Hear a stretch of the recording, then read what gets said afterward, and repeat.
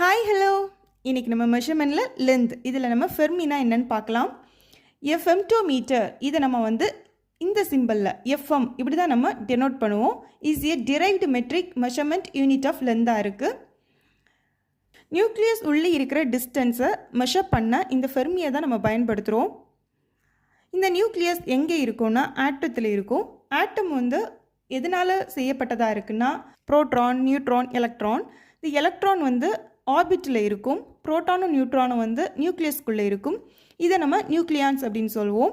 1 FM அது நம்ம என்னென்னு சொல்கிறோன்னா 1 ஃபெர்மி அப்படின்னு நம்ம சொல்லுவோம். அது எதுக்கு ஈக்குவலாக இருக்குன்னா 10⁻⁻15 மீட்டர்ஸ்க்கு அது ஈக்குவலாக இருக்குது.